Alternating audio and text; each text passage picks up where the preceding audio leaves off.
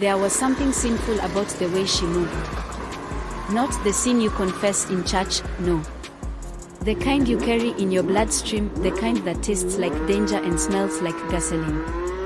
Sahra Nyale, the girl with wildfire in her lungs and too many secrets to sleep at night, didn't walk, she prowled. Every step was a dare. Every turn of her head was a bullet waiting to land. Tonight, she was clad in matte black leather that clung to her body like it knew her better than any lover. Her collarbones were sharp. Her bike, the custom Oni 3 growler with blue fire trim, roared under her like a beast she'd tamed with a whip and a snarl. Her curls, dyed the color of midnight, framed a face that was both brutal and beautiful, like art made with broken glass. She didn't ride for fun. She rode to forget.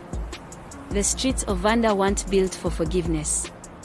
The city glowed like an open wound, neon lights bleeding over cracked asphalt, gospel preachers howling in alleyways, sinners smoking lies behind mirrored shades. Vunda loved chaos, but it worshipped speed. And Sahra. She was its high priestess. It had been 3 years since her brother disappeared. He left behind a necklace, a scorched helmet, and a voicemail that ended in a gunshot. The cops called it gang retaliation. The city moved on. But Sahra never bought it. There was something wrong with the story. It didn't smell right. And Sahra trusted her nose more than she trusted God. Tonight, she wasn't chasing the past. Not directly. She had a different target. A name, Dama Red. A middleman with slippery morals and a history of getting people killed.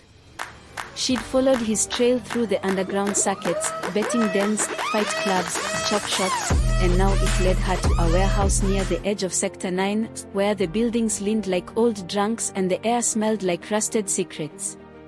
She cut the engine and let the silence grow teeth.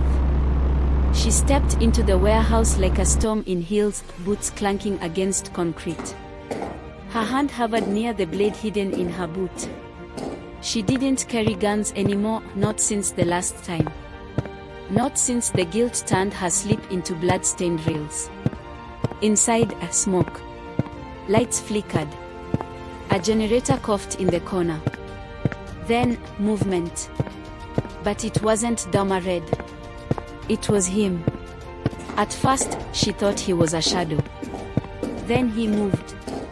Kai Muremo was tall in a way that made silence look intentional. Bronze skin stretched tight over a body built like precision. He wasn't the kind of man you noticed fast in a crowd. He was the kind you noticed last, when everyone else had left and the room felt heavier. He wore a charcoal coat and black gloves, and when he turned, the overhead light kissed the sharp lines of his jaw like it knew it was lucky to be there. But it was his eyes that caught her. Gray. Cold. Focused. Like a camera lens fixed on the exact moment you died. She should have left. Instead, she stepped forward. He wasn't scared. Not like the others. He didn't flinch, didn't reach for a weapon. Just stared. Like he was reading her bones. Like he knew her, somehow. And for a moment, just a sliver, Sahra forgot how to breathe. But then his lips moved. Not a smile. Not a threat. Just one question. Who are you looking for? Her voice came like gravel soaked in fire. Depends who's asking. And just like that, the tension grew a heartbeat. Something slow. Something heavy. She didn't trust him. She didn't like the calm in his voice, or the way his presence felt rehearsed. But she couldn't look away either.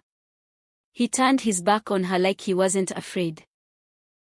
Doma won't be coming. Not tonight. He's busy. She caught it. The pause. The flicker. He knew something. But before she could demand it, the sirens began. Not police, private militia. The kind hired to clean up messes. She had seconds to decide. And then he did something she never expected. He threw her a helmet. If you want to leave, right. With it, honestly. And why does it feel like I've met him in a nightmare?